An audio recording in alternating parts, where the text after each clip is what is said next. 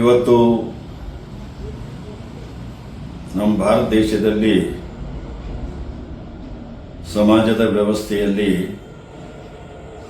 ಅಸಮಾನತೆ ವ್ಯವಸ್ಥೆಯನ್ನು ಸೇರಿಕೊಂಡಿದೆ.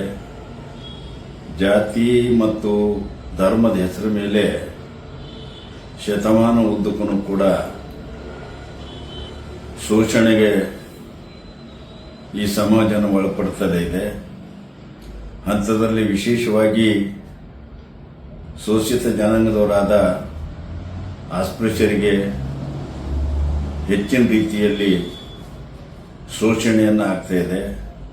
ಈ ಶೋಷಣೆಯನ್ನು ಕಡಿಮೆಗೊಳಿಸಲಿಕ್ಕೆ ಡಾಕ್ಟರ್ ಬಾಬಾ ಸಾಹೇಬ್ ಅಂಬೇಡ್ಕರ್ ಅವರು ಸಮಾಜದಲ್ಲಿ ಎಲ್ಲರಿಗೂ ಕೂಡ ಸಮಾನವಾದಂಥ ಅವಕಾಶಗಳನ್ನು, ಸಮಾನತೆಯನ್ನು, ಸಾಮಾಜಿಕ ಮತ್ತು ಆರ್ಥಿಕ ರಾಜಕೀಯ ಸಮಾನತೆಯನ್ನು ಬರಬೇಕು ಅಂತ ಹೇಳಿ ಹೆಬ್ಬಯಕೆ ಇಟ್ಟುಕೊಂಡು ಬಾಬಾ ಸಾಹೇಬ್ ಅಂಬೇಡ್ಕರ್ ಅವರು ಸಂವಿಧಾನವನ್ನು ದೇಶಕ್ಕೆ ಬರೆದುಕೊಟ್ಟು 77 ವರ್ಷ ಕಳೆಯತಕ್ಕಂಥ ಸಂದರ್ಭದಲ್ಲಿ ಕೂಡ ಇವತ್ತು ನಮ್ಮ ಸಮಾಜದಲ್ಲಿ ಇನ್ನೂ ಕೂಡ ಅಸ್ಪೃಶ್ಯತೆ ಜೀವಂತಾಗಿದೆ ಮತ್ತು ಜಾತೀಯತೆ ಜೀವಂತಾಗಿದೆ ಮತ್ತು ಧರ್ಮದ ಹೆಸರಿನ ಮೇಲೆ ಶೋಷಣೆ ನಡೀತಾ ಇದೆ. ಇದು ಎಲ್ಲವೂ ಕೂಡ ಸಮಾಜವನ್ನು ಒಡೆದಾಡ್ತಕ್ಕಂಥ ನೀತಿಯನ್ನು ಯಥಾಸ್ಥಿತಿವಾದಿಗಳು ಮತ್ತು ಸಮಾಜ ಕೋಮುವಾದಿಗಳು ಈ ಕೆಲಸವನ್ನು ಮಾಡ್ತಕ್ಕಂಥದ್ದು ಅತ್ಯಂತ ತೀವ್ರವಾಗಿ ಕರ್ನಾಟಕ ರಾಜ್ಯ ದಲಿತ ಸಂಘರ್ಷ ಸಮಿತಿ ಇದನ್ನು ವಿರೋಧಿಸುತ್ತದೆ. ಹಾಗಾಗಿ ವಿಶೇಷವಾಗಿ ಇತ್ತೀಚೆಗೆ ನಮ್ಮ ಅತ್ಯಂತ ಬಲಿಷ್ಠ ಹಿರಿಯ ರಾಜಕಾರಣಿ, ಧೀಮಂತ ನಾಯಕವಾಗಿರ್ತಕ್ಕಂಥ ಡಾಕ್ಟರ್ ಮಲ್ಲಿಕಾರ್ಜುನ ಖರ್ಗೆ ಅವರು ಉತ್ತರಾಖಂಡದ ಒಂದು ಹಲ್ದಾವನಿಯ ಒಂದು ರಾಮ ಲೀಲಾ ಮೈದಾನದಲ್ಲಿ ಆಗಸ್ಟ್ 8ನೇ ತಾರೀಕಿಗೂ ಒಂದು ಸಾರ್ವಜನಿಕ ಸಭೆಯನ್ನು ಉದ್ದೇಶಿಸಿ ಮಾತಾಡಿದ ನಂತರ 2 ದಿವಸಗಳ ನಂತರ ಕೋಮುವಾದಿಗಳು, ಜಾತಿವಾದಿಗಳು ಅಲ್ಲಿಯ ಸ್ಥಳವನ್ನು ಶುಚಿಗೊಳಿಸಿರ್ತಕ್ಕಂಥದ್ದು ಮತ್ತು ಹೋಮ ಹವನ ಮಾಡಿರ್ತಕ್ಕಂಥದ್ದು ಮತ್ತು ಅಸ್ಪೃಶ್ಯತೆಯನ್ನು ಆಚರಣೆ ಮಾಡಿರ್ತಕ್ಕಂಥದ್ದು ತೀವ್ರವಾಗಿ ಖಂಡನೀಯ. ಇದನ್ನು ಅತ್ಯಂತ ಒಬ್ಬ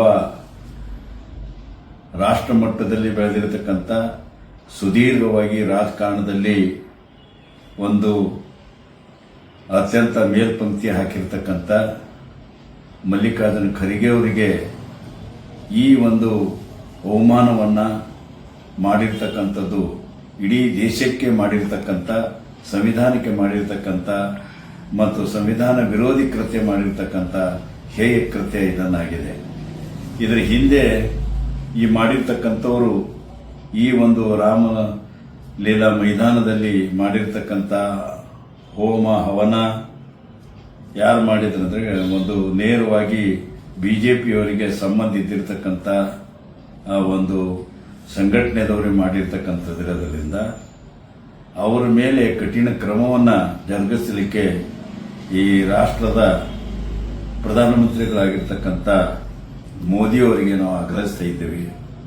ಹೀಗಾಗಿ ಇವತ್ತು ಸಮಾಜದಲ್ಲಿ ಶೋಷಣೆ ಮುಕ್ತವಾಗಿರ್ತಕ್ಕಂಥ ಸಮಾಜವನ್ನು ಮತ್ತು ಸಾಮಾಜಿಕ, ಆರ್ಥಿಕ, ಶೈಕ್ಷಣಿಕವಾಗಿ ಎಲ್ಲರಿಗೂ ಸಮಾನವಾದಂಥ ಅವಕಾಶಗಳನ್ನು ಮತ್ತು ಶೋಷಣೆ ಇರಲಾರದಂಥ ಒಂದು ಮುಕ್ತವಾಗಿರ್ತಕ್ಕಂಥ ಸಮತಾ ಸಮಾಜವಾದವನ್ನು ನಮ್ಮಲ್ಲಿ ಬರಬೇಕು ಅಂತ ಸಂವಿಧಾನದ ಆಶೆ ಏನಿದೆ, ಆ ಕಾನ್ಸ್ಟಿಟ್ಯೂಷನ್ ಸ್ಪಿರಿಟ್ ಆಫ್ ದಿ ಕಾನ್ಸ್ಟಿಟ್ಯೂಷನ್ಸ್ಗೆ ಧಕ್ಕೆ ತರತಕ್ಕಂಥ ಕೆಲಸವನ್ನು, ಪ್ರಜಾಪ್ರಭುತ್ವ ಮತ್ತು ಸಂವಿಧಾನಕ್ಕೆ ಧಕ್ಕೆ ತರತಕ್ಕಂಥ ಕೆಲಸವನ್ನು ಇವತ್ತು ಹೇಯ ಕೃತ್ಯದಿಂದ ಮಾಡಿರ್ತಕ್ಕಂಥದ್ದು ಇದು ಅತ್ಯಂತ ಗಂಭೀರವಾಗಿ ಪರಿಗಣನೆ ಮಾಡಿ ತೆಗೆದುಕೊಂಡು ಅವರ ವಿರುದ್ಧ ಕಠಿಣ ಕ್ರಮ ಜರುಗಿಸಬೇಕು ಮತ್ತು ಸಂವಿಧಾನ ವಿರೋಧಿ, ಕಾನೂನು ವಿರೋಧಿ ಮತ್ತು ಸಮಾಜ ವಿರೋಧಿ ಕೃತ್ಯಗಳನ್ನು ಎಲ್ಲೇ ನಡೆದಾದರೂ ಕೂಡ ಯಾವುದೇ ಪಕ್ಷ, ಯಾವುದೇ ಜಾತಿ, ಯಾವುದೇ ಹಿಂಬಾಲಕರಾದರೂ ಕೂಡ ಅತ್ಯಂತವಾಗಿ ಅವರನ್ನು ಕಠಿಣ ಕ್ರಮಕ್ಕೆ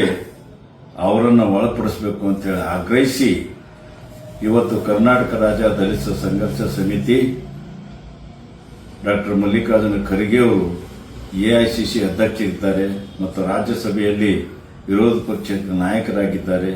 ಅತ್ಯಂತ ಹಿರಿಯ ರಾಜಕಾರಣಿಯವರಿಗೆ ಆಗಿರ್ತಕ್ಕಂಥ ಅವಮಾನವನ್ನು ಖಂಡಿಸಿ ಮತ್ತು ಈ ಘಟನೆಯನ್ನು ಮಾಡಿರ್ತಕ್ಕಂಥ ಆರೋಪಗಳಿಗೆ ಕಠಿಣ ಶಿಕ್ಷೆಯನ್ನು ನೀಡಬೇಕೆಂದು ಆಗ್ರಹಿಸಿ ಕರ್ನಾಟಕ ರಾಜ್ಯ ದಲಿತ ಸಂಘರ್ಷ ಸಮಿತಿ ರಾಜ್ಯದಾದ್ಯಂತ ಎಲ್ಲ ಜಿಲ್ಲಾ ಕೇಂದ್ರಗಳಲ್ಲಿ 21/8/2026 ಎಲ್ಲ ಜಿಲ್ಲಾ ಕೇಂದ್ರಗಳಲ್ಲಿ ಬೃಹತ್ ಪ್ರತಿಭಟನೆ ಮೆರವಣಿಗೆ ಧರಣಿ ಮಾಡುವುದರ ಮುಖಾಂತರ ಈ ಒಂದು ರಾಷ್ಟ್ರವನ್ನು ಆಳತಕ್ಕಂಥ ಮಾನ್ಯ ಪ್ರಧಾನಮಂತ್ರಿಗಳಿಗೆ ಆಯಾ ಜಿಲ್ಲಾಧಿಕಾರಿಗಳ ಮುಖಾಂತರ ಮನವಿಯನ್ನು ಸಲ್ಲಿಸತಕ್ಕಂಥ ಕಾರ್ಯಕ್ರಮ ಹಮ್ಮಿಕೊಂಡಿದೆ.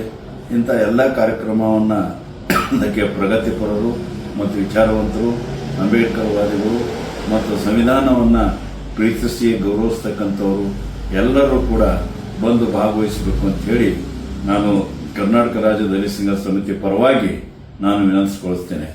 ನಾನು ಡಾಕ್ಟರ್ ಡಿ.ಜಿ. ಸಾಗರ್, ರಾಜ್ಯ ಸಂಚಾಲಕರು, ಕರ್ನಾಟಕ ರಾಜ್ಯ ದಲಿತ ಸಂಘರ್ಷ ಸಮಿತಿ.